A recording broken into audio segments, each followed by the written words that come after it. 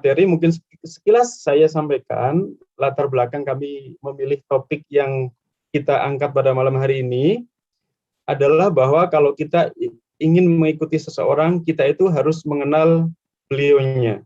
Kalau tidak mengenal, tentunya kalau orang yang normal itu tidak akan ikut. Nah, kalau kita ingin mengenal Allah, maka kita harus mengenali beliau. Karena Allah ini sifatnya transendental, begitu istilah yang disampaikan oleh Ustadz Buya. Makanya kita harus mengenal Allah. Bagaimana cara mengenal Allah? Mari kita simak bersama tausiah dan ceramah dari Buya Dr. Ar-Razi Hasim. Kepada Buya kami silakan, waktu ceramahnya tausiah sekitar 45 menit sampai 1 jam Buya. Nanti kita sambung tanya jawab dan diskusi sekitar 30 menit. Mungkin demikian Buya, kepada Buya Ar-Razi Hasim, waktu dan layar kami silakan. Monggo Buya, tafadhol. Baik, Pak Ahmad. Assalamualaikum warahmatullahi wabarakatuh. Alhamdulillah Rabbil Alamin. Salatu wassalamu ala sayyidil anbiya'i wal mursalin. Nabiyina Muhammad wa ala alihi wa ashabihi wa libitihi wa zurriyatihi ajma'in. Ma ba'du. Baik, yang sama-sama kita hormati Bapak Trisno Nugroho sebagai kepala, begitu juga Pak Hari Dela sebagai ketua Rahis ya, dan para pimpinan BI, OJK, semoga rahmati Allah, dan yang paling terkasih para jamaah, baik secara online via Zoom ataupun lewat YouTube. Salah satu yang menjadi tugas kita selama di dunia, selain tugas kita mensejahterakan hidup, menunaikan hak-hak fisik, hak-hak intelektual, kita juga butuh hak-hak yang disebut spiritual, jadi kerohanian. Di dalam surat Shad bagian akhir ya, Allah Subhanahu wa taala mengatakan, inni khaliqun basharan min tin. Aku menciptakan manusia dari tin. Di situ ada sebutan bashar. Jadi manusia itu ada dua sisi. Pertama disebut manusia bashar, manusia secara. Lalu setelah ayat itu Allah berbicara mengenai sisi lain dari kita. Apa sisi lain dari kita? Allah mengatakan, tatkala aku menyempurnakannya sawaituhu nafakhtu fihi min ruhi. Aku tiupkan, aku hembuskan sebagian dari rohku. Berarti tubuh kita ini setelah sempurna secara fisik di dalam janin ibu kita, lalu Allah kirim hembusan. Maka Bapak Ibu, pendek cerita, kita ini ada dua. Nah, ini yang akan kita bahas malam ini, bahwa ada kita yang bashar artinya manusia secara fisik, lalu ada kita manusia sebagai roh, ya, sebagai hembusan tiupan dari Allah Subhanahu wa ta'ala. Maka jangan jauh-jauh mencari alien, mencari makhluk asing di bumi. Spirit yang ada di dalam diri kita sebenarnya adalah makhluk asing di bumi. Dulu sebelum bumi diberikan haknya untuk Nabi kita, Nabi Adam, bumi ini dikuasai oleh jin. Ya. Lalu jin itu bertengkar sehingga terjadilah kerusakan di muka bumi. Lalu Allah mengirim meteor, begitu dalam riwayat-riwayat yang kita dapatkan, dan dalam Al-Quran juga disebutkan, dalam Al-Mulk misalnya, kami jadikan bintang-bintang sebagai rajam melempar kepada setan-setan. Itu maksudnya mereka itu. Lalu Bapak Ibu yang melakukan Allah kemudian berdialog dengan malaikat. Apa dialognya? Ini kemudian masyhur dengan dialog antara Allah dengan Nabi Adam, dialog Allah dengan para malaikat muqarrabin. Allah mengatakan, wahai para malaikat, inni ja'ilun fil ardi khalifah. Ada dalam surah Al-Baqarah dan ayat ini sangat masyhur, dihafal banyak orang. Sesungguhnya aku hendak menjadikan di muka bumi seorang khalifah. Nah, khalifah ini artinya bukan presiden, bukan raja dalam pengertian bahasa kita. Khalifah bahasa Arab artinya yang menggantikan kepengurusan bumi yang tadinya diurus oleh makhluk sebelum Nabi Adam alaihissalam. Maka kita nggak boleh menyalahkan Nabiullah Adam karena beliau kita tinggal di bumi. Tidak, memang Allah Subhanahu wa Ta'ala sudah menyeting kita ini bakal tinggal di bumi, tapi awalnya di surga, lalu terjadi semacam drama antara Adam dan Azazil, yaitu iblis. Azazil tidak mau hormat kepada Adam, lalu kemudian Azazil alias iblis ini menggoda Nabi Adam dan tergoda. Akhirnya turunlah ke muka bumi. Ketika turun di muka bumi, Nabi Adam tidak pernah menyalahkan Azazil, karena Nabi Adam mengerti skenario itu dan tetap minta ampun kepada Allah Subhanahu wa Ta'ala. Maka jika kita benar keturunan Nabi Adam, kita tidak akan pernah menyalahkan siapapun ketika ada kesalahan terjadi pada diri kita.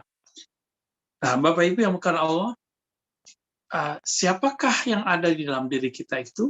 Nah, ini yang kemudian disebutkan dalam surat Shad, begitu juga ada dalam surat Sajadah. Banyak sekali ayat-ayat yang menyebutkan bahwa setelah manusia sempurna secara fisik, Allah kemudian meniupkan hembusannya. Maka jika kita ingin mengenal Allah, maka caranya harus bisa memisahkan antara sisi yang zahir ini dengan sisi yang batin tadi, sisi yang spirit. Bapak Ibu yang melakukan Allah dimanapun berada, ada satu pertanyaan yang membuat kepala saya berat selama dulu belajar kuliah. Kita menyembah Allah, tapi kok kita nggak kenal kepada Allah? Kita menyembah dalam bahasa Arab abida, ya'budu. Bisa juga berarti mempersembahkan diri, menghormati, bisa juga artinya mengabdikan diri. Mungkin lebih tepat mengabdikan diri kepada Allah Subhanahu wa Ta'ala. Sebagai hal yang sederhana, misalnya seperti Pak Ahmad misalnya dan teman-teman di BI ataupun OJK dan semua lembaga-lembaga apapun, ketika ada seorang yang bekerja kepada tuannya, tapi dia tidak kenal tuannya, dia tidak kenal pimpinannya, atasannya, maka yang terjadi adalah tidak ada sikap hormat, tidak ada sikap respect, ya. Bahkan penurut, ketika ketemu, kita kan nggak tahu siapa dia. Tapi ketika kita kenal orang itu, maka kita akan respect. Itulah banyak terjadi kisah-kisah lucu, ya, tapi fakta. Orang-orang yang, mohon maaf ya, pangkatnya mungkin barangkali tidak tinggi, tapi gayanya lebih keren daripada atasan yang gayanya sederhana. Lalu dia bentak-bentak, ketemu di jalan, agak belagu, tapi ketika dia kenal, dia malunya bukan main. Dan coba rasakan jika kita kenal dengan orang yang kita bekerja kepadanya, kita mengabdi kepadanya, lalu kita tahu kebaikan-kebaikannya, rasanya bekerja itu sangat merindukan. Kita kayaknya besok pengen balik lagi, bahkan ketemu rapat itu suatu hal yang menarik. Kita ditunggu, mau disapa olehnya. Kira-kira seperti itu. Apabila saya menyembah sesuatu yang saya tidak kenal, objek yang saya tidak kenal, maka rasanya akan hambar, rasanya lama, dan tidak merindukan. Jadi kenapa sholat itu tidak membuat kita rindu, tidak membuat kita kecanduan? Karena kita tidak kenal kepada siapa yang kita sembah.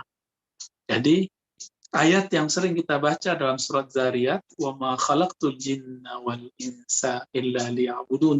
Tidak aku ciptakan, kata Allah Ta'ala, jin dan manusia, kecuali untuk mengenal aku, untuk menyembahku. Begitu terjemahan umum dalam terjemahan yang kita dapat di Kementerian Agama dan beberapa terjemahan lain.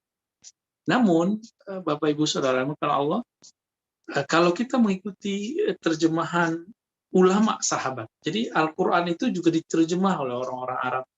Mereka menerjemahnya, sahabat Abdullah bin Abbas yang digelari dengan Hibrul Ummah, tintanya umat, rahibnya umat, intelektualnya umat Nabi Muhammad SAW, yang semua tafsir sekarang rujukannya kepada beliau.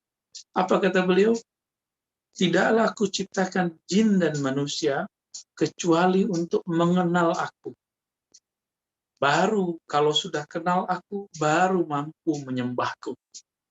Maka sebelum kita benar-benar menyembah Allah, kita belajar dulu mengenal Allah. Oleh karena itu, Bapak Ibu, mohon maaf saya tidak mau menilai, tapi dapat dipastikan sholat kita masih belum sholat mengenal. Sholat kita baru membayar hutang. Kebanyakan kita sholat belum betul-betul mengingat. Dalam surat Thaha, surat 20 ayat 14, Allah mengatakan, aqimis salata lidzikir. Dirikanlah sholat untuk mengingatku. Kita mau ingat apa? Kita nggak ingat siapa-siapa. Karena kita mengingat baru dengan otak ini. Sedangkan otak ini tidak bisa mengingat sesuatu yang dia tidak pernah temui. Salah satu kaidah dari akal otak kita, secara neurologis dia tidak mau memikirkan, membayangkan sesuatu yang dia tidak pernah temui. Lalu apa maksud ayat ini? Aqimis salata lidzikri, surat Thaha ayat 14. Dirikanlah salat untuk benar-benar mengingat aku. Maka yang mengingat Allah itu bukanlah otak pikiran kita. Maka tidaklah tepat jika seseorang latihan salat khusyuknya di atas gunung, di atas pohon, di bunyi air hujan, itu terapi meditasi biasa, hanya untuk menenangkan sisi kejiwaan kita.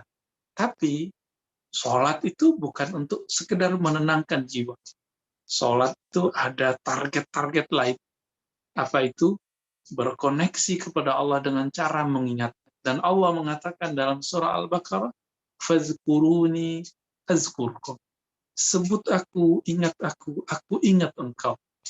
Nah, Bapak Ibu sahabat yang menekan Allah, apabila seseorang bisa mengingat Allah, lalu siapakah yang mengingat? Ini yang harus kita tahu.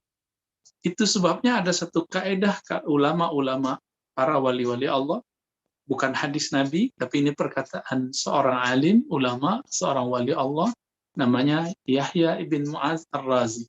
Kata beliau, man arafa nafsahu faqad arafa rabbah.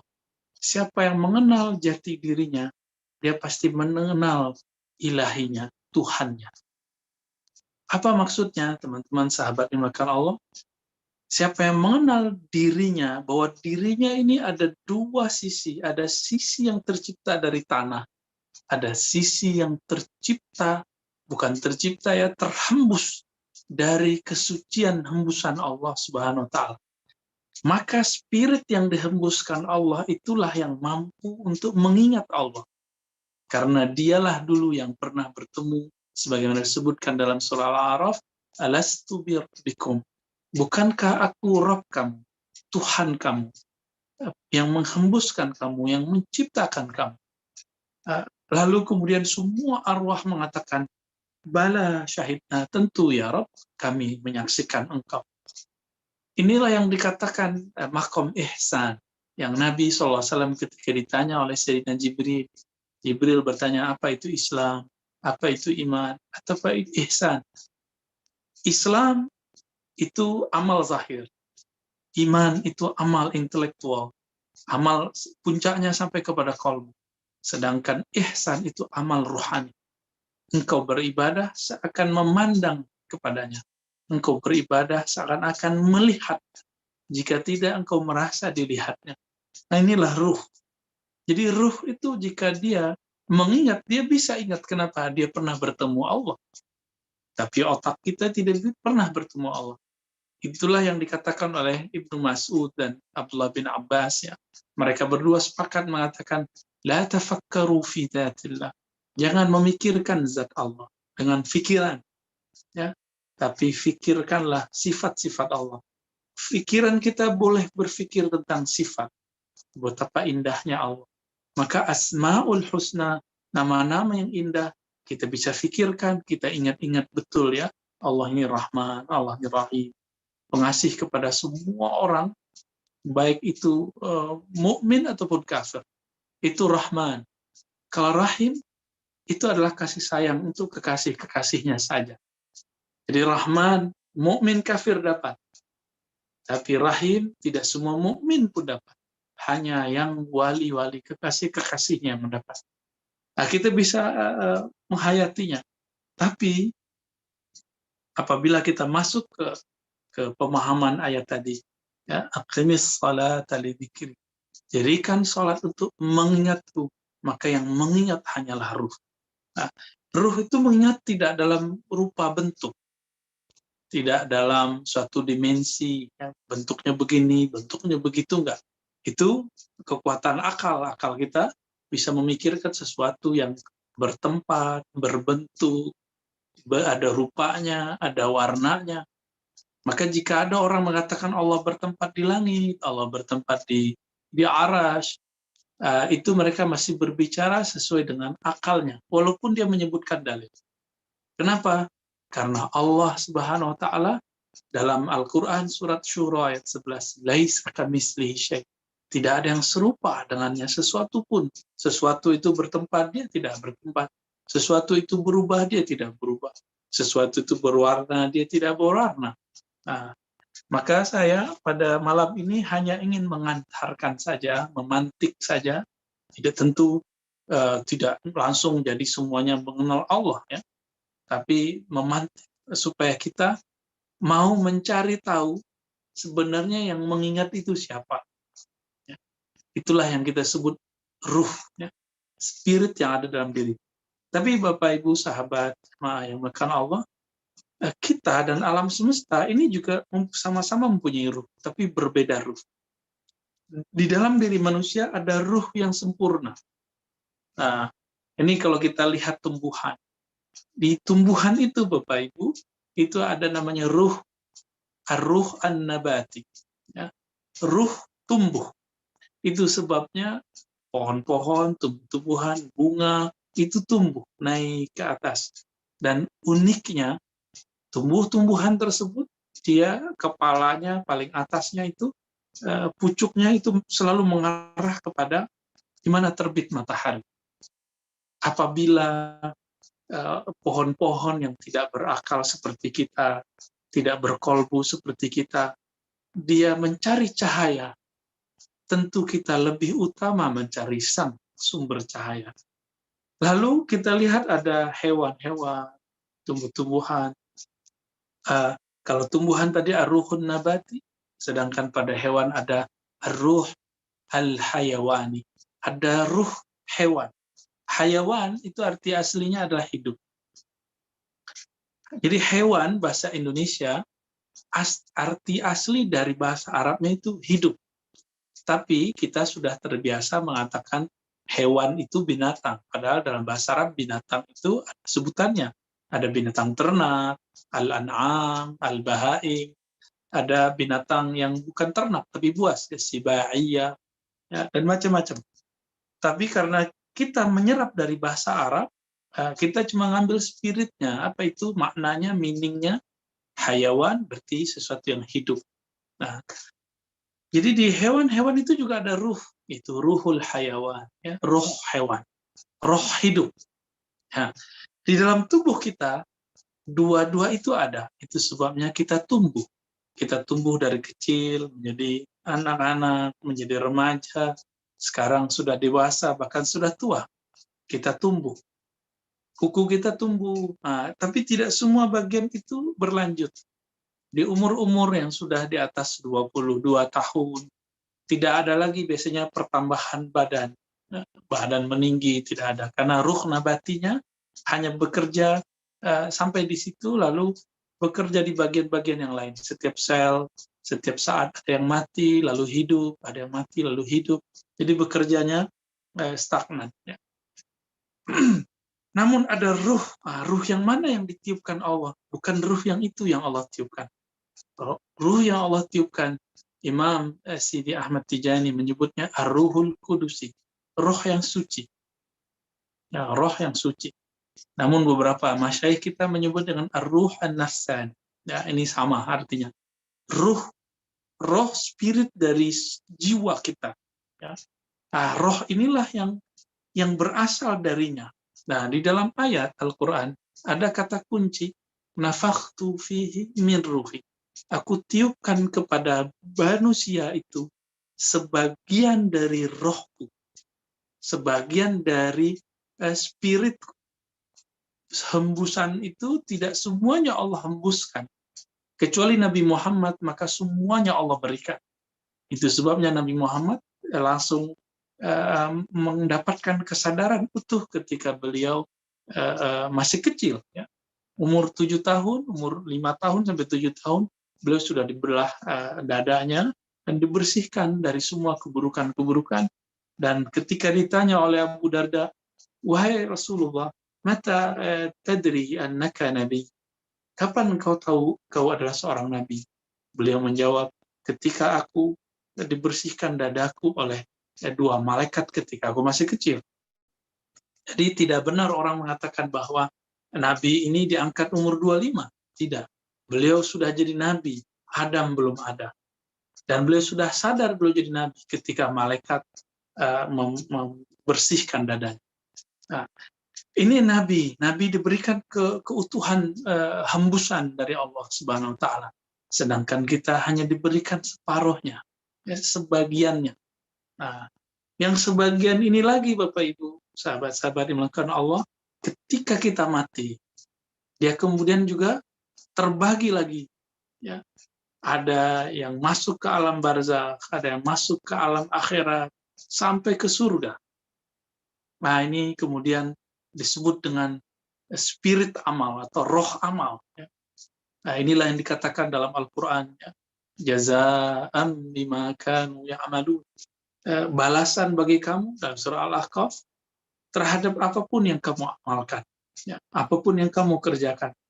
Maka alam barzakh, alam kubur, roh kita tidak mati, dia cuma pindah. Yang mati cuma nafs jiwa. Jiwa kita mati, tapi roh yang tadi, roh amal masih hidup. Nah, itu sebabnya juga ada hadis, jika manusia meninggal, wafat, maka terputuslah amalannya kecuali 3. Di situ disebutkan beberapa contohnya. Berarti amal masih ada. Ya. Dan jika ada orang kirim amal juga masih bisa diterima. Tapi roh hayawannya sudah tidak ada. Roh kehidupannya sudah tidak ada. Roh nabatinya sudah tidak ada. Roh tumbuhnya sudah tidak ada. Jadi ketika kita mati, roh mana yang kemudian hilang? Itu roh tumbuh nabati, roh hayawan. Nah, ini yang kemudian hilang. Berarti dia tidak kembali kepada Allah. Dia kembali ke tanah. Ya. Sedangkan roh amali masuk ke alam barzakh. Ini yang kemudian ditanya oleh malaikat Munkar Nakir. Terus berlanjut sampai ke alam mahsyar, bangkit, mencari syafaat, dihisab, ya, ditimbang, menempuh siratal mustaqim, masuk surga jika benar, masuk neraka jika salah. Cuma sampai di situ. Sedangkan Al-Quran mengatakan, dan kita sering membaca ini dan mendengar ini setiap hari, karena setiap hari ada pengumuman, ada orang yang wafat. Inna lillahi wa inna ilaihi raji'un. Kita milik Allah, kembali kepada Allah. Yang manakah yang akan kembali? Yang akan kembali itu, Bapak Ibu yang makan Allah, adalah roh yang disebut dengan roh Al-Qudusi tadi.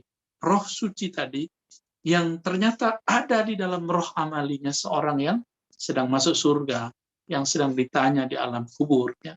Nah, inilah yang harus kita sadari Bapak Ibu.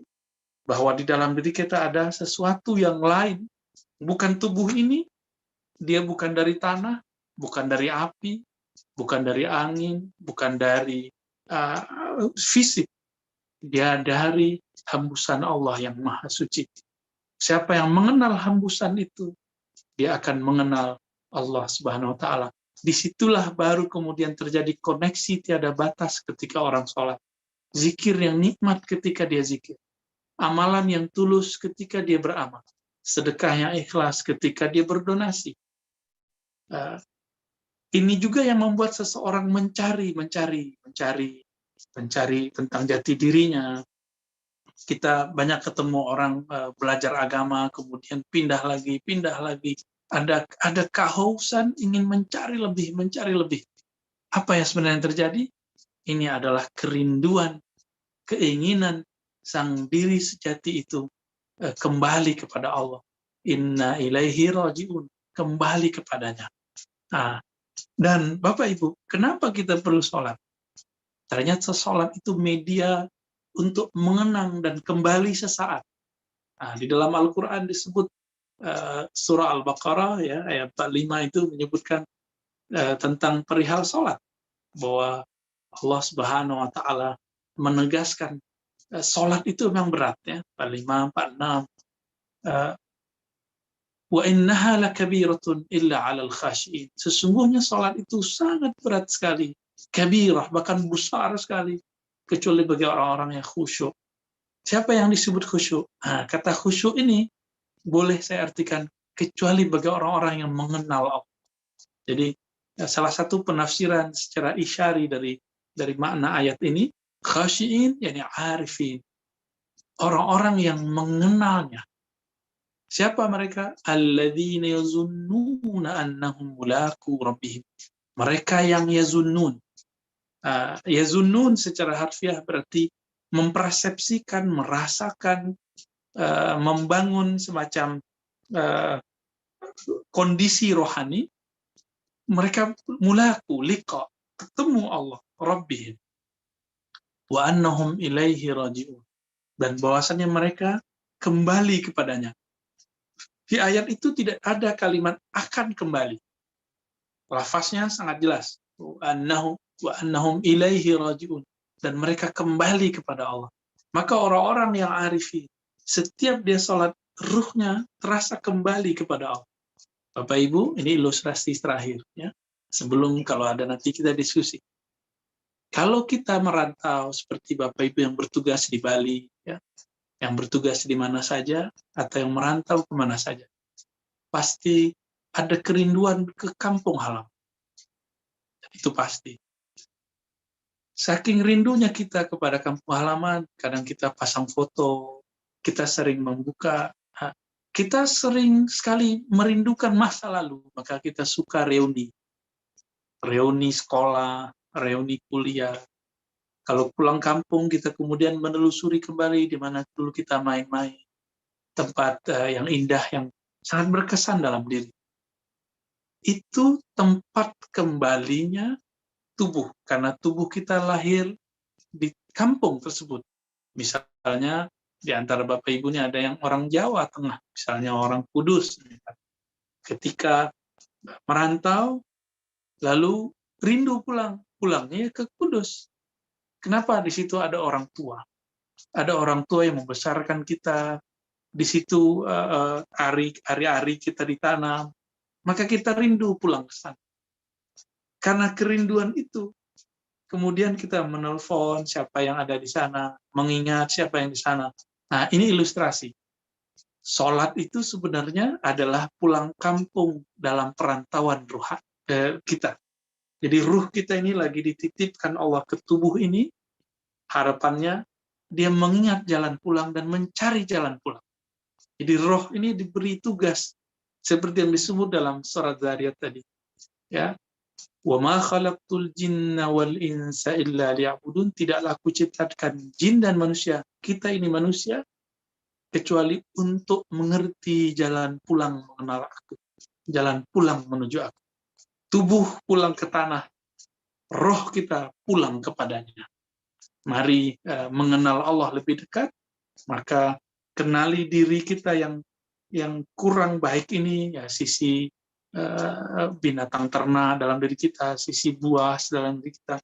Ini dibenerin, diislah, diperbaiki, lalu kemudian roh itu dia cuma satu cara mengenalnya, dengan cara mengenal sifat-sifat Allah Subhanahu wa Ta'ala. Jadi roh kita ini karena dia tiupan dari Allah, mengenal roh itu adalah dengan cara mengenal Allah. Jadi kalau tadi dikatakan man arafa nafsahu faqad arafa rabbuhu, siapa kenal dirinya, kenal Tuhannya. Itu bisa dibalik. Siapa yang kenal sifat-sifat Tuhan, maka dirinya pun menjadi tiada. Ya. Nah, Bapak Ibu yang melakukan Allah, jadi bagaimana cara kita mengenal Allah?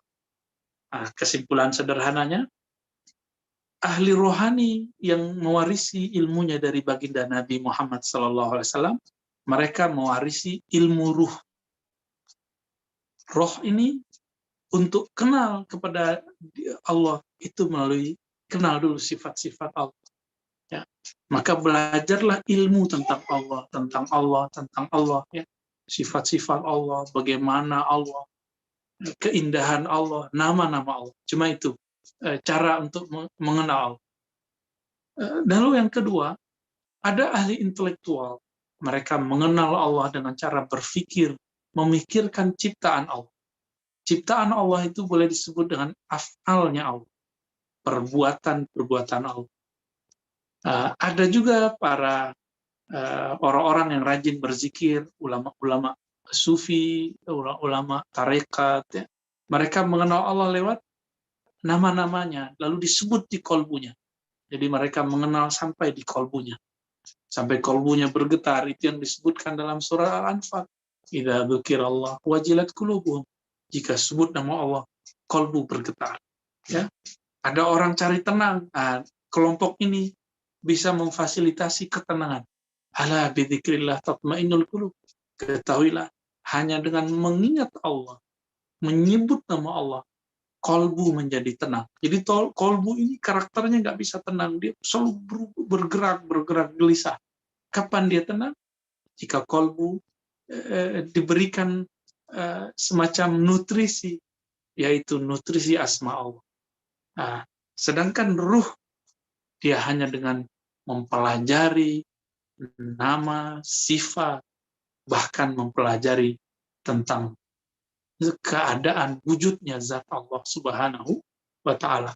Nah, karena kita punya keterbatasan, apalagi di zaman seperti ini, minimal kita mengenal Allah dengan jalur mengenal nama dan sifat. Ini sudah sangat tinggi, Bapak Ibu. Jadi ini praktisnya kira-kira seperti itu. Jangan seperti kelompok yang di luar yang ini. Mereka hanya mengenal lewat teks. Allah begini, itu tidak cukup. Ya. Dia harus dibawakan ke dalam diri. Jangan cuma hanya lewat empirik, memandang kepada yang zahir, itu tidak cukup. Ya. Allah zahir, Allah juga batin. Baik Pak Ahmad, saya kembalikan, sudah sekitar 45 kali ya barangkali. Tafadhol, silakan kalau ada yang mau didiskusikan. Baik Ustadz, Masya Allah. Luar biasa Ustadz, banyak sekali hikmah dan pencerahan yang kami dapatkan dari ceramah panjenengan, dari ceramah antum. Dan saya mohon maaf tidak akan menyimpulkan ceramah panjenengan karena ini sudah banyak sekali Ustadz yang ngantri ingin bertanya kepada panjenengan. Jadi ini sebagai informasi Ustadz, ini kita siarkan langsung di YouTube dan viewernya udah melebihi 160, malah ini saya pantau ini di YouTube-nya itu sudah mencapai 178 lebih viewernya. Ditambah dengan di Zoom ini juga udah melebihi 100 sehingga udah nggak muat karena kapasitasnya sudah full. Dan ini izin langsung ke pertanyaan Ustadz, apakah akan satu persatu atau mau saya bacakan sekaligus? Ini pertanyaan yang masuk di chatroom sudah banyak. Satu-satu yang relevan dengan tema kita. Baik, mungkin saya bacakan satu dulu. Ini kaitannya dengan yang tadi disampaikan, mungkin ada satu dari Pak Jufri Mokodompit di Manado. Beliau bertanya, intinya di kampung beliau itu ada orang yang mengaku sudah bertemu Tuhannya, mengaku bertemu Allah atau gimana ini di desanya. Nah ini beliau minta pencerahan terkait permasalahan itu dan juga sebenarnya seperti apa. Misalnya ada orang yang mengaku ketemu baik itu secara mimpi ataupun tidak. Kemudian yang kedua beliau bertanya cara khusyuk dalam melakukan sholat. Mungkin itu yang pertama Ustaz dari Pak Jufri di Manado ini. Baik. Ada orang mengaku sebenarnya kalau dalam literatur ulama-ulama ahli ma'rifatullah itu biasa saja. Ketika ada yang mengatakan bertemu Allah, itu sangat-sangat biasa. Dan memang seharusnya begitu. Ada ayatnya menyebutkan liqa annahum mulaku rabbihim, surat Al-Baqarah tadi ya, 4546 tadi. Orang-orang yang khusyuk adalah orang-orang yang mengenal Allah, dan ketika dia sholat dia merasa bertemu dengan Allah. Bahkan hadis Nabi mengatakan anta'budallah ka'annaka tara. Engkau beribadah seakan bertemu, melihat, memandang kepadanya. Jadi itu biasa sebenarnya. Cuma nggak usah diobrol-obrol, nggak usah dikasih tahu, karena nggak semua orang nyampe dengan kalam-kalam ini. Tapi kalau orang biasa dengan literatur kitab-kitab Ma'rifatullah, itu sudah biasa. Misalnya Al-Imam Abu Yazid, setiap hari beliau merasakan pertemuan itu 70 kali. Itu biasa. Cuma saran saya, kalimun nas ala qadri uqulihim, seperti petuah Sayyidina Ali dan kalam Nabi, anzilun nas manazilahum, berbicara kepada orang lain sesuai dengan kadar pemikirannya. Mungkin tidak semua orang siap mendengarkan kalam seperti itu. Jadi jangan ingkar, selama dia tidak mengaku jadi nabi dan rasul, kita tidak boleh ingkar. Begitu petuah dari Imam Sya'rani dalam kitab Al-Bahrul Mawrud, nomor pertama, Uhud, jadi Ahdul Awal, di situ ada petuah pertama, tidak boleh ingkar dengan pengalaman siapa saja selama dia tidak mengaku sebagai nabi atau rasul. Bagaimana cara khusyuk?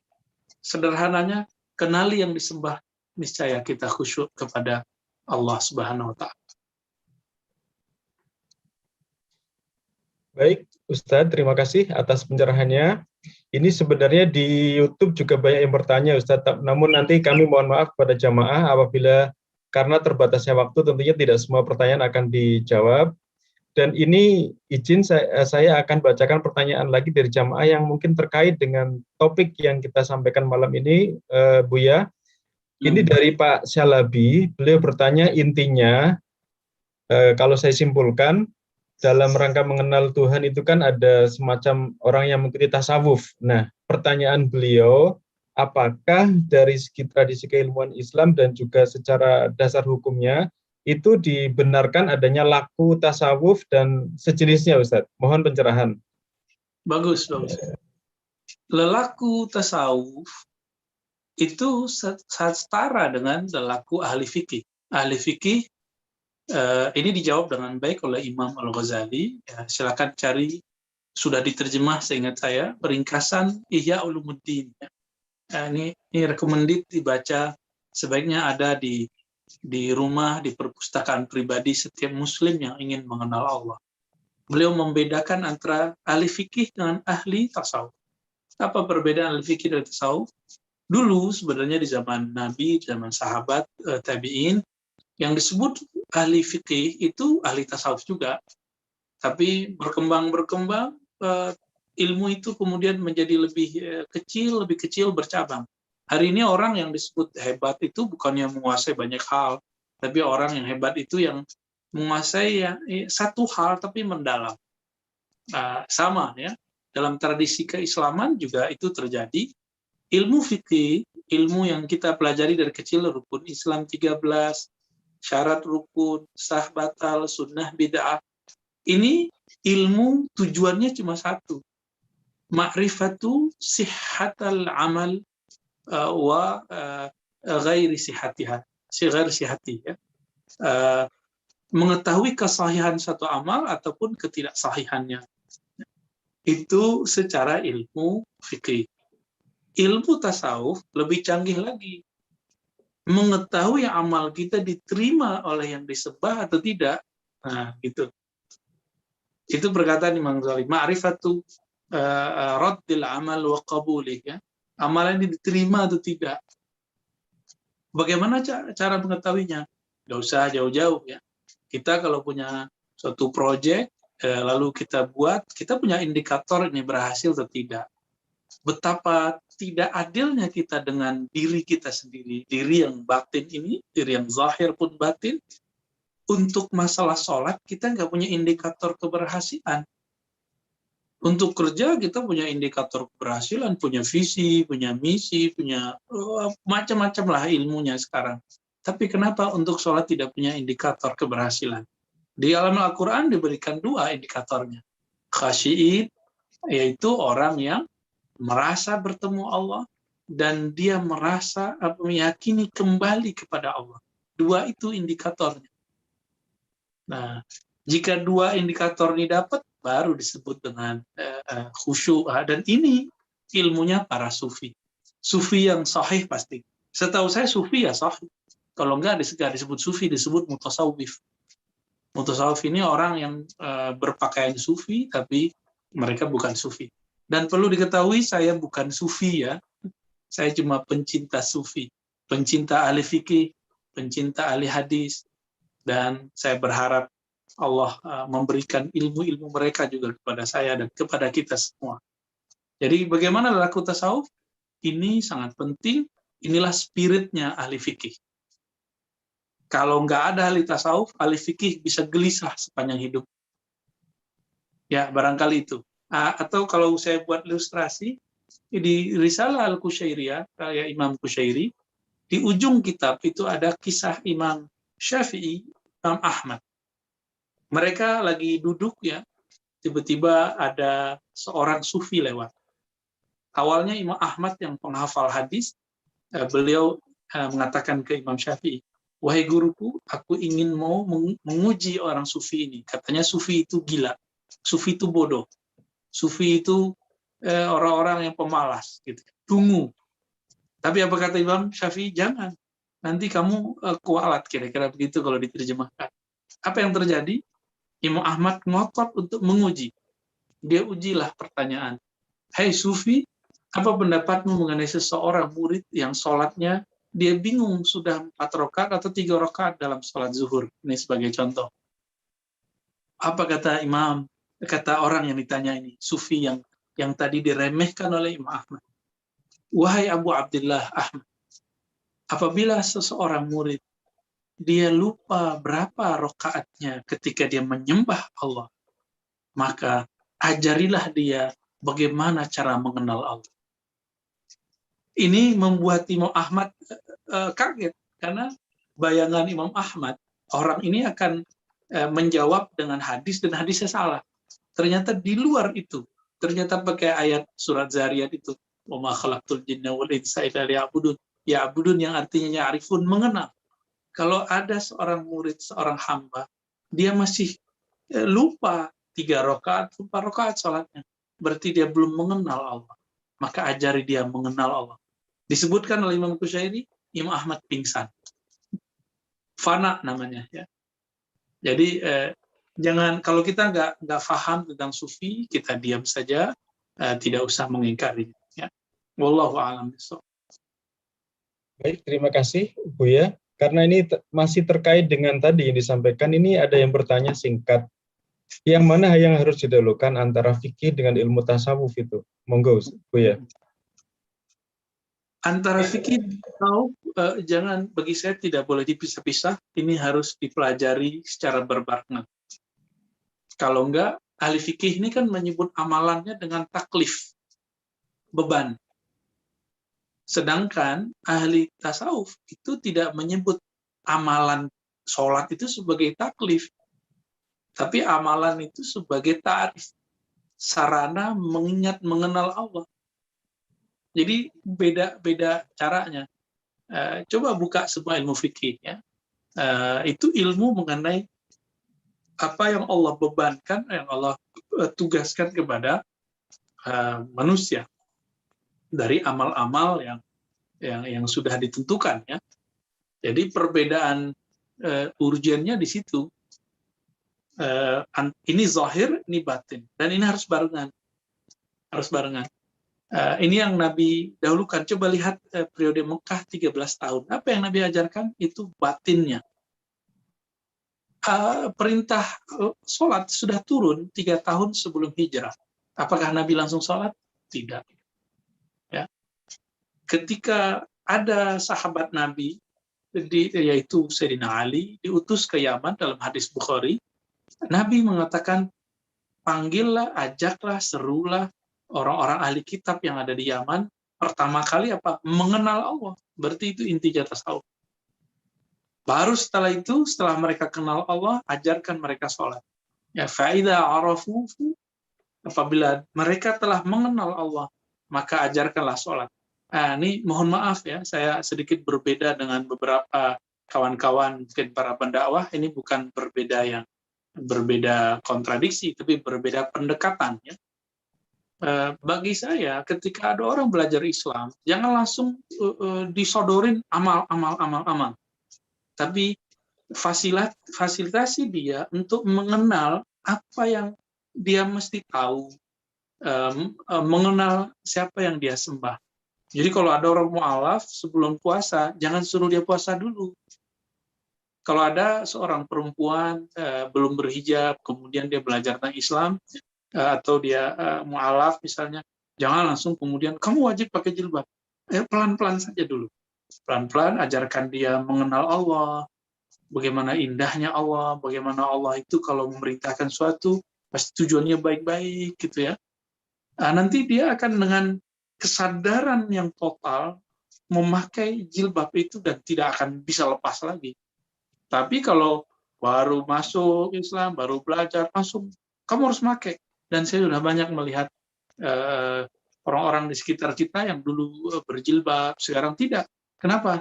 Karena yang pertama dia dengar itu beban, jilbab itu beban. Dulu sholat, sekarang nggak sholat. Kenapa? Dia menganggap sholat itu beban.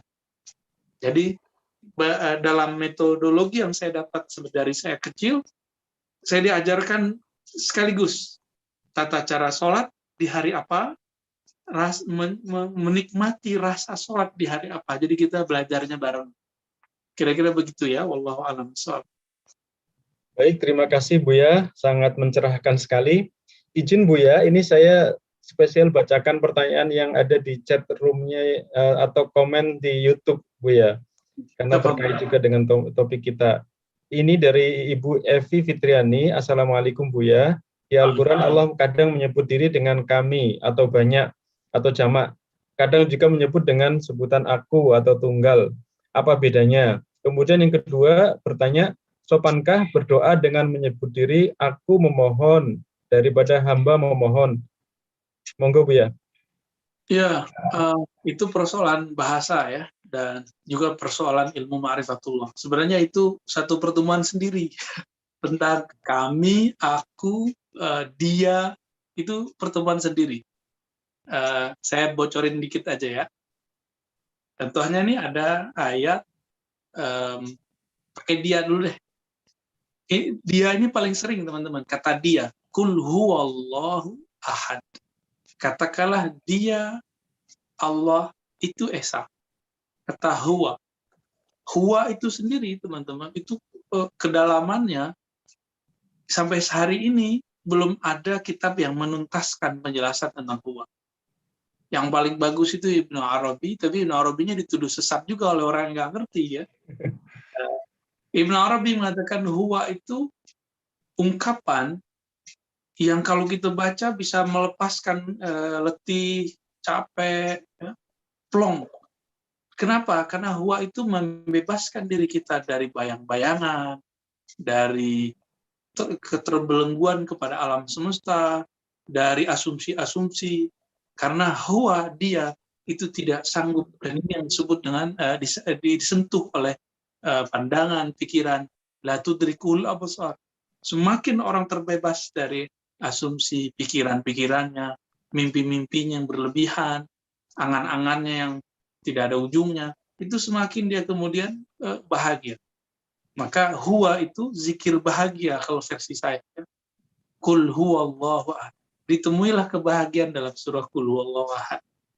Nanti nahnu beda lagi. Ini baru satu beberapa bocoran ya.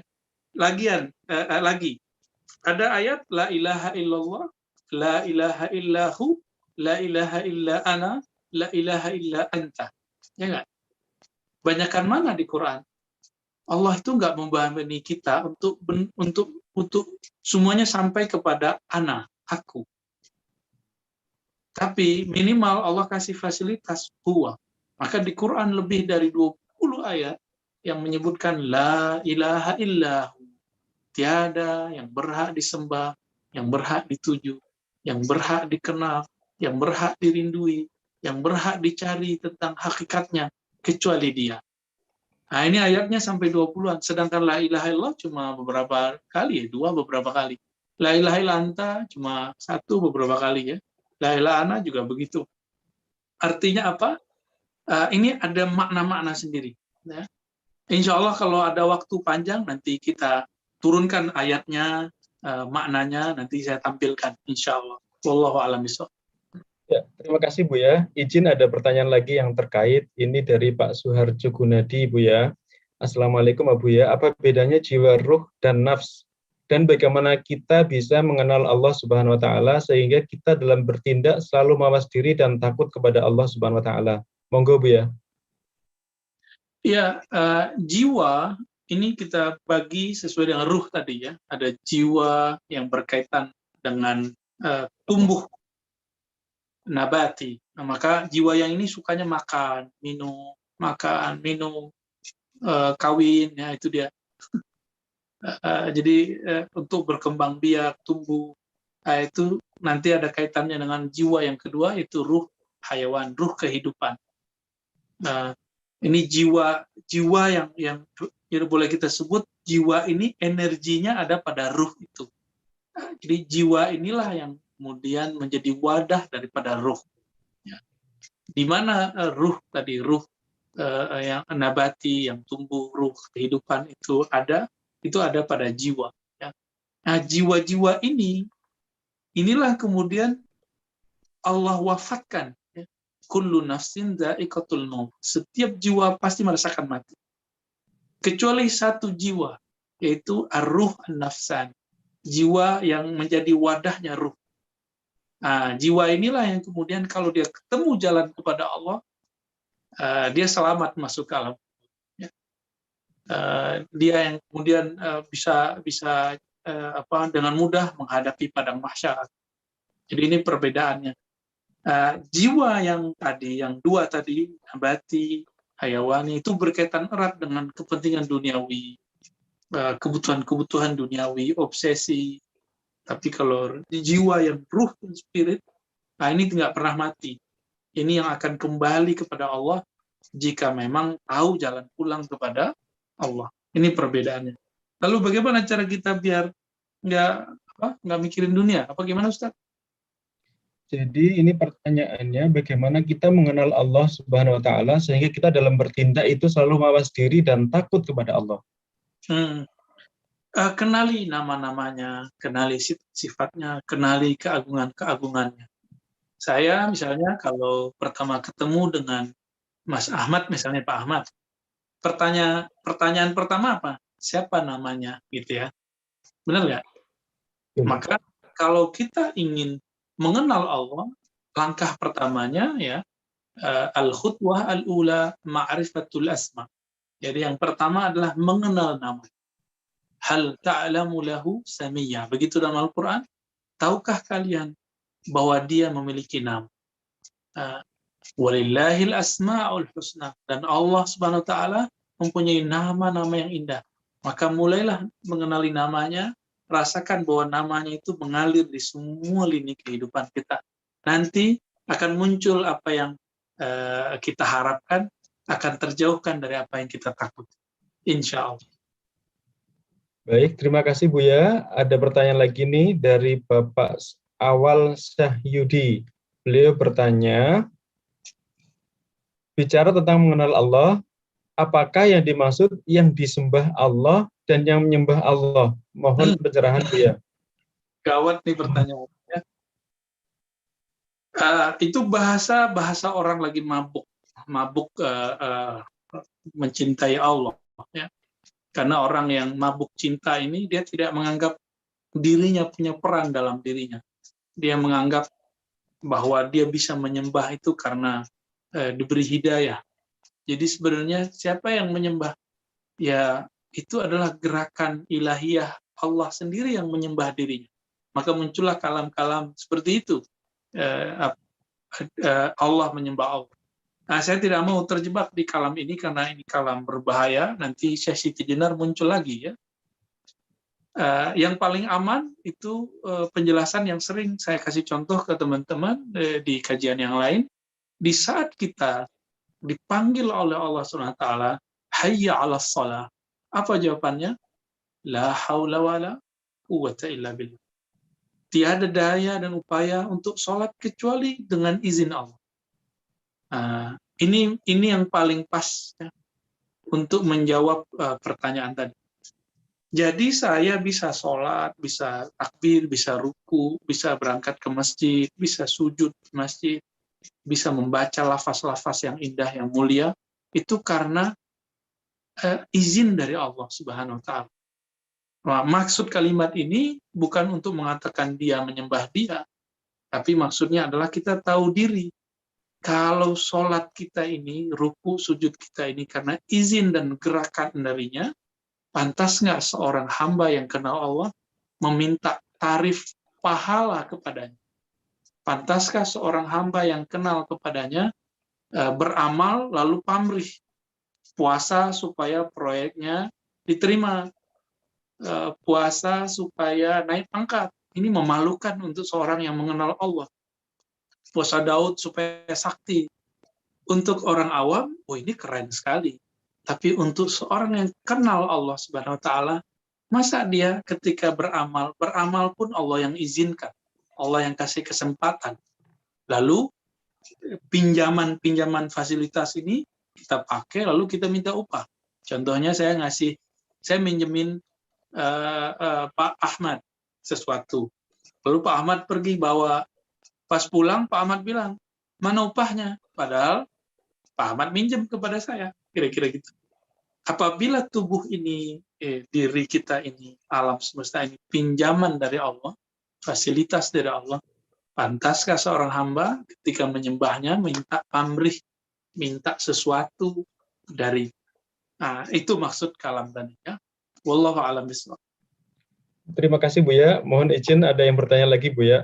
Dari Pak Huda Nasrullah, beliau bertanya, dalam kasanah tasawuf ada ungkapan bahwa al-qalbu mahallul ma'rifah dan ar-ruh mahallul mahabbah. Mohon pencerahannya Buya. Wah, itu bagus sekali. Kolbu itu servernya knowledge, ya, pengetahuan tentang Allah. Maksudnya adalah kita ini ada beberapa ilmu yang harus kita bagi.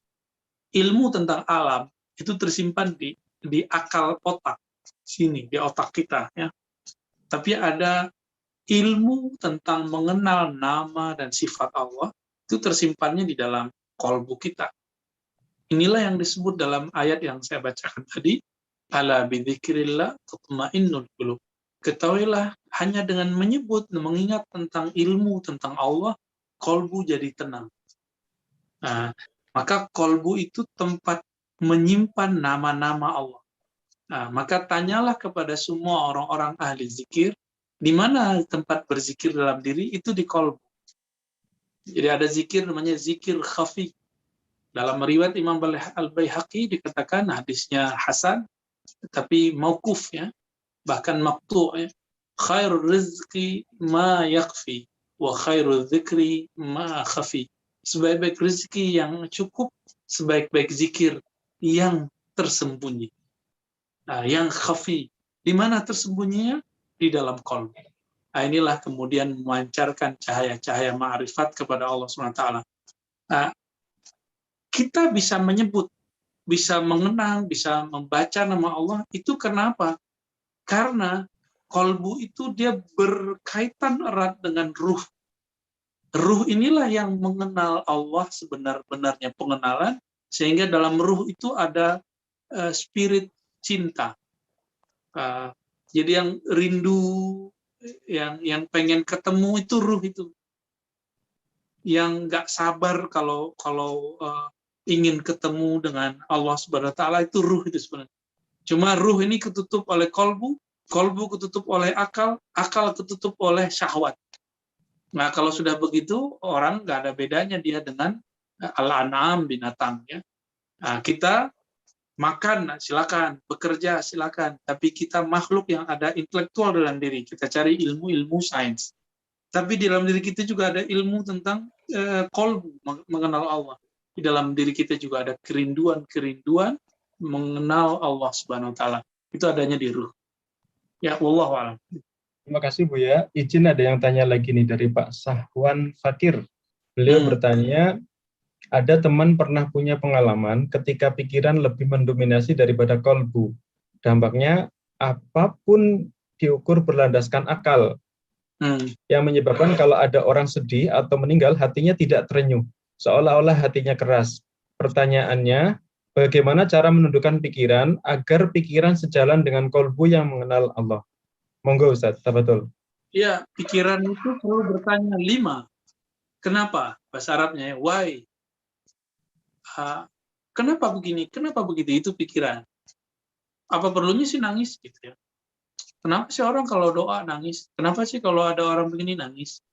Cemen amat. Ini akal yang ngomong. Akal memang terlalu sombong, ya. Karena akal itu sombong, itu perangkatnya setan. Setan itu suka menggunakan akalnya sehingga dia mengatakan ana khairum minhu, saya lebih baik daripada Adam. Itu kan akal yang ngomong. Dia banding-bandingin, ya. Jadi iblis itu dulu pernah ibadah ribuan tahun dibandingkan dengan Adam yang baru dicipta. Nggak ada apa-apanya, kira-kira begitu. Karena ini, maka kita jangan hanya menggunakan akal yang dia butuh dalil. Jadi akal itu dia butuhnya dalil tertulis, rasionalisasi. Kenapa. Sedangkan kolbu dia nggak butuh pertanyaan itu. Yang dia butuhkan apa rasanya, apa sebenarnya yang terjadi. Ya, kaifa, bagaimana sih rasanya orang khusyuk. Jadi kalau ada teman-teman nanya bagaimana cara khusyuk, itu dia sudah mulai pertanyaannya yang kolbunya yang nanya. Tapi kalau pertanyaannya, ini Ustadz dari tadi apa sih dalilnya? Ini akalnya yang masih ngomong. Ada satu pengajian saya diminta menjelaskan tentang spiritual, intelektual, ya, ritual. Udah panjang kita menjelaskan dalilnya, maknanya, itu dia masih belum nyambung, masih nanya, mana dalilnya? Siapa yang mengatakan itu? Kita udah ngomong kemana-mana, ternyata dia masih ketinggalan di belakang. Jadi orang-orang yang mengedepankan intelektual di atas spiritual, walaupun kata orang ini pinter, tapi sebenarnya dia sudah kebelinger, dia sudah tertinggal. Ya, contoh sederhana nih, saya dengan Pak Ahmad. Pak Ahmad ini mengenang seorang kiainya meninggal, saya hadir, saya mikir, ngapain nangis nih Pak Ahmad? Gini aja banyak ulama kok masih menangis gitu. Ternyata saya nggak tahu bahwa Pak Ahmad santrinya kiai tersebut punya kisah. Kisah itu tersimpan dalam server memori kolbu kita. Kalau dia mengenang sesuatu, dia pasti nangis. Kalau akal nih enggak. Dia yang dikenang cuma dalil. Betapa sombongnya orang-orang intelektual, apa saja harus pakai dalil. Dalil, dia lupa bahwa dalil ini itu beda dengan dalil kolbu. Dalil kolbu itu kenangan. Dalil akal itu hujah. Jadi coba diganti dalilnya. Ya. Coba mulai mengenang.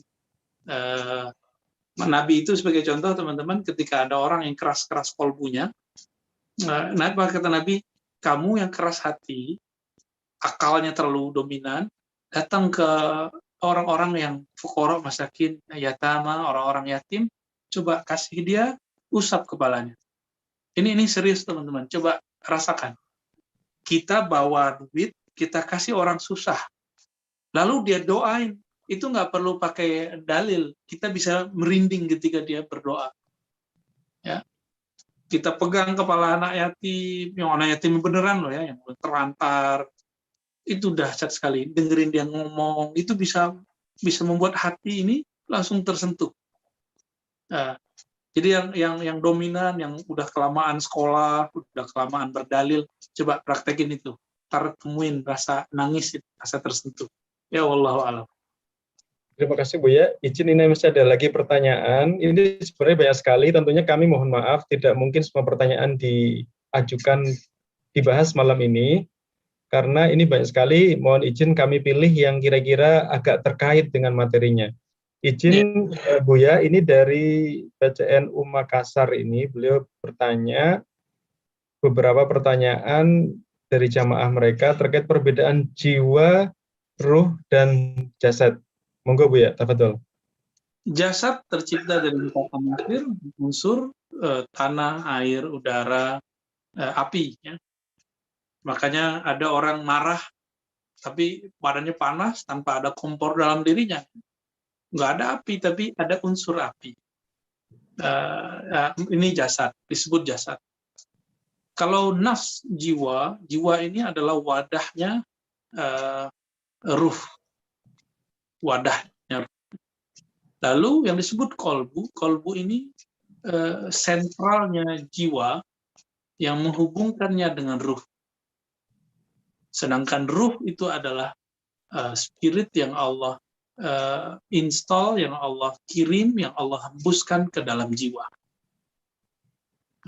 Ada satu lagi kalau versi Ghazali, akal ya. Nah, akal ini antara jasad dengan nafs itu ada akal. Ya. Akal itu secara harfiah artinya sesuatu yang mengikat. Ya, kira-kira begitu. Baik Bu ya, mohon izin masih ada lagi nih pertanyaan karena banyak sekali yang saya pilih kira-kira terkait. Ini dari Pak Samsul Ma'arif. Intinya beliau bertanya, jika dalam diri kita ada sebagian hembusan dari Tuhan, apakah bisa dikatakan bahwa Allah Maha melihat segala perbuatan kita secara tidak langsung, sebagaimana kita melihat perbuatan kita sendiri, atau kasarnya adalah sebagian penglihatan kita adalah penglihatan Tuhan? Oh, pencerahannya Bu ya. Masya Allah ya. Semuanya benar tapi harus dibagi-bagi. Ya. Kalau kita merasa dilihat oleh Allah, itu namanya muraqabah. Ya. Kesadaran pengawasan. Kesadaran merasa diawasi. Ya. Contohnya gini, saya titipkan, pinjemin atau kasih fasilitas orang bekerja di tempat saya, lalu saya kasih CCTV. Jadi dia gunakan barang-barang kita semua, tapi kita plototin lewat CCTV. Nah, ini yang disebut bahwa Allah itu raqibah, karena ya raqibah, Allah itu maha memperhatikan, mengawasi. Adapun yang disebut dengan tadi ya, kalau diri kita hembusan, bagian dari hembusannya, jangan-jangan ya gerakan ini sebenarnya gerakan dia, kehendak ini sebenarnya kehendak dia. Kita tidak boleh mengatakan itu sampai kita mengenal Allah itu sendiri, supaya kita bisa membedakan ini gerakan karena kesadaran terhubung kepadanya, atau gerakan, semua gerakan dari Allah, tapi ini terhubungnya ke siapa? Terhubungnya kepada Allah, malaikat Allah, atau kepada syaitan, atau kepada nafsu. Ketika terhubungnya kepada nafsu, nah ini yang kemudian harus dihisab. Terhubung kepada syaitan, orangnya akan jadi culas, jahat, ya, suka menipu. Kalau terhubung ke malaikat, nanti dia akan menjadi orang yang sangat baik, dermawan, suka sholat, suka zikir. Jika terhubungnya kepada Allah, dia suka ilmu tentang Allah. Dia suka mengenal tentang Allah. Nah, jadi tergantung kesadaran. Kesadaran dia kesadaran pengawasan, kesadaran memandang, atau kesadaran koneksi yang tadi. Wallahu a'lam. Semoga bisa dipahami. Bahasanya mungkin agak jelimet dikit. Baik Bu ya, terima kasih. Kalau boleh Bu ya, masih ada pertanyaan dari YouTube ini yang saya pilih, boleh Bu ya? Ya, silakan. Ini pertanyaan, saya bacakan dua pertanyaan sekaligus. Yang pertama dari Pak Ilyas Arbanjari. Yang kedua ini intinya bertanya, ini tentang zikir ini, dari Mas Joko. Mas Joko ini bertanya, jika saya berusaha khusyuk ketika berzikir, saya sering merasa badan saya membesar atau meninggi. tapi saya merasa kenikmatan luar biasa berzikir. Mohon pencerahannya terkait hal itu, Buya. Yang kedua, ini sekaligus Buya mohon izin, pertanyaan kedua itu, kalau kita mursalik atau gurunya mursyidnya wafat, bagaimana meneruskan pelajaran tarikatnya dalam hal kita ikut tarikat? Tapi Buya, monggo, mohon pencerahannya. Ya, yang dialami penanya pertama, zikir lalu terasa membesar, menambah. Nah, itu yang terjadi pada anasir tubuh.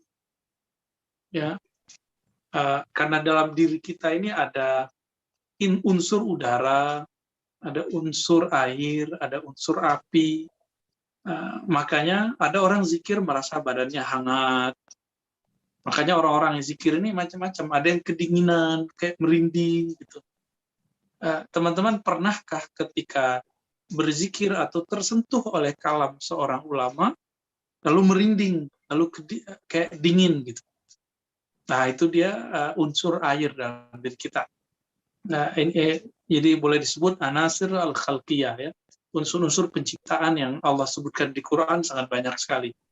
Lalu ada unsur tadi api sudah, ada udara, ada unsur tanah, ya. Kalau tanah dia unsurnya, tanah itu kan turun ke bawah, jatuh karena dia ada berat, ada massa, maka dia terasa kayak jatuh, ya. Ya, ini pendekatan ilmu anasir, ya, yang dijelaskan oleh Imam Al-Ghazali dulu di abad ke 5 dan 6 Hijriah. Saya mungkin berbeda pandangan, mungkin kalau dalam kedokteran mungkin ada, tapi secara ilmu kerohanian seperti itu. Maka rasa mengambang berarti yang dominan adalah sisi udaranya. Nah, ini hati-hati juga, berarti orangnya suka, mohon maaf ya, berangan-angan gitu ya, suka berpikir banyak. Nah, itu biasanya kalau zikir klik sedikit, nanti akan ke bawah, terasa kayak jalan, terbang. Kira-kira begitu, ya. Pertanyaan kedua tadi, jika guru kita, pembimbing rohani kita wafat, sederhananya gini, ya. Kita punya sekolah, guru kita meninggal, ya kita ganti guru dong. Kecuali kita udah tamat, nggak perlu kita ganti guru, gitu. Kalau kita belajar zikir kepada seseorang, kita punya syekh, punya kiai, punya murabi, kita belum mantap nih, belum bisa mandiri dengan zikir-zikir yang beliau ajarkan, belum disiplin. Maka kita butuh mentor baru, guru baru, trainer baru, kiai yang baru. Ini yang dipesankan oleh Imam Syarani, Imam Ibn Athaillah Sakandari, Imam Syekh Abdul Qadir Jilani, dan imam-imam yang lain. Tapi kemudian ini yang saya dapatkan di kalam Imam Syarani. Ya, jadi sebaiknya cari guru lagi yang masih hidup, kecuali kolbu antum sudah hidup, ruhnya sudah kenal, itu bisa komunikasi rohaninya dengan yang sudah wafat. Tapi kan orang begitu nggak banyak, ya. Nggak perlu punya guru lagi, ya, udah langsung. Baik, kira-kira begitu Pak Ahmad. Baik Buya, izin ini pertanyaan terakhir ya Buya, biar saya bacakan yang dari YouTube ini. Ada yang bertanya, kalau kita bermimpi ketemu dengan Rasulullah, apakah berarti ruh kita sedang berjumpa dengan beliau? Dan pertanyaan dari YouTube juga ini bertanya terkait dengan Ailiyin, itu bagaimana pengertiannya Ustadz? Monggo Bu ya. Mimpi ketemu Rasulullah Shallallahu Alaihi Wasallam itu dijamin kebenarannya di dalam Al-Quran dan Sunnah. Ya, yang lebih jelasnya itu di dalam Sunnah, dalam hadis, ya. Man ra'ani fil manam faqad ra'an. Ya, siapa yang bermimpi ketemu aku, dia benar-benar melihat aku. Kalau di Quran itu kan kisah-kisah Nabi yang bermimpi, seperti Nabi Ibrahim bermimpi, itu kan mimpinya benar. Ya. Memimpikan para Nabi itu juga benar, karena syaitan la yatamatsalu bi. Syaitan tidak sanggup menyerupaiku, apalagi ngaku-ngaku menjadi aku.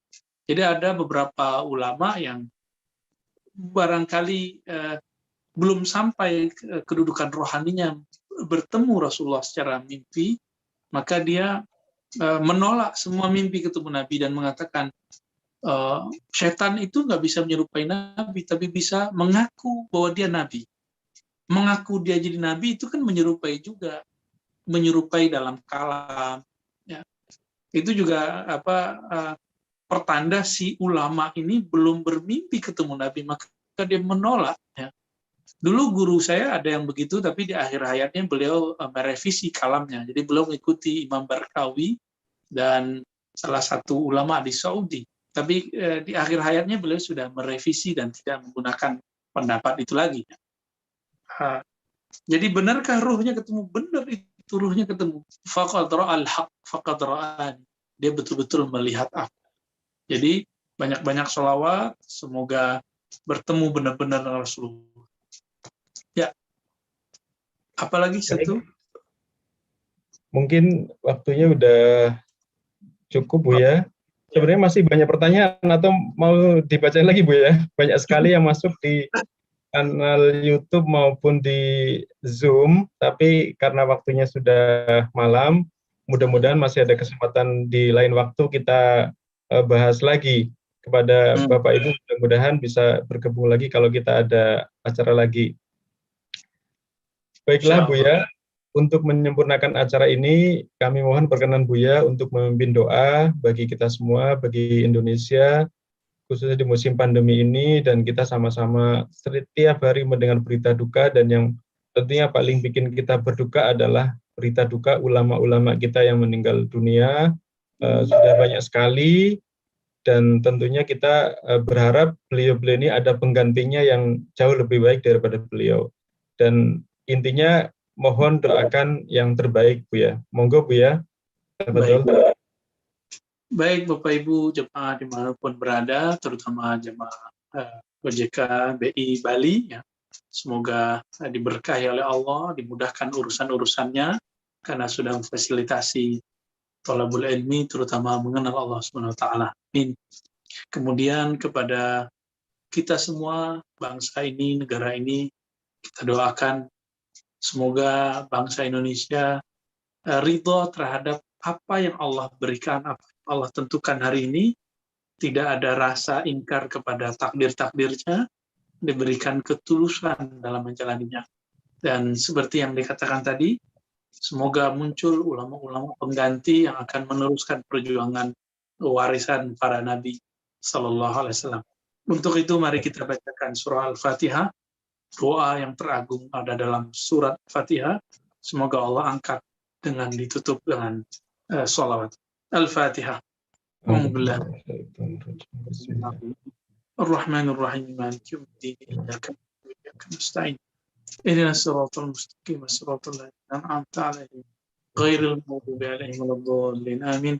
اللهم صل على نبينا محمد الفاتح لما أغلق والخاتم لما سبق ناصر الحق بالحق والهادي إلى صراطك المستقيم وعلى آله حق قدره ومقداره العظيم واستجب دعواتي يا رب العالمين والحمد لله رب العالمين. Assalamualaikum warahmatullahi wabarakatuh. Waalaikumsalam warahmatullahi wabarakatuh. Terima kasih Buya. Terima kasih kepada Bapak Ibu yang sudah berkenan join melalui Zoom maupun melalui YouTube. Alhamdulillah kita sudah sampai pada penghujung acara pengajian kita pada malam hari ini. Untuk itu marilah kita tutup pengajian pada malam hari ini dengan bersama-sama membaca doa kafaratul majlis. Subhanakallahumma wa bihamdika asyhadu an la ilaha illa anta astaghfiruka wa atubu ilaik. Demikian dari kami, dan izin Buya, ini dari pimpinan BI Bali, Kepala BI Bali menitipkan salam. Mohon maaf beliau tidak bisa bergabung melalui Zoom karena penuh, beliau bergabung melalui YouTube, Bu ya. Karena mohon maaf kapasitas Zoom kami terbatas sehingga nggak bisa gabung lagi. Intinya beliau nitip salam kepada Buya. Dan terima kasih atas kehadiran Buya, terima kasih atas ilmunya. Insya Allah sangat bermanfaat. Semoga Allah membalas kebaikan dan ilmu Buya dengan kebaikan yang berlipat ganda. Jazakallahu ahsanal jaza, Buya. Baiklah Bapak Ibu hadirin yang kami hormati, sekali lagi terima kasih atas kehadiran dan keikutsertaan Bapak Ibu pada pengajian malam hari ini. Kami atas nama panitia mohon maaf apabila dalam penyelenggaraan acara ini kemudian dalam pelaksanaannya ada hal-hal yang tidak berkenan atau tidak sesuai dengan harapan dan membuat Bapak Ibu merasa tidak enak dengan kami dan sebagainya, kami mohon maaf atas segala kekurangan dan kesalahan. Kami akhiri dengan wallahul muwaffiq ila aqwamit thoriq. Wassalamualaikum warahmatullahi wabarakatuh.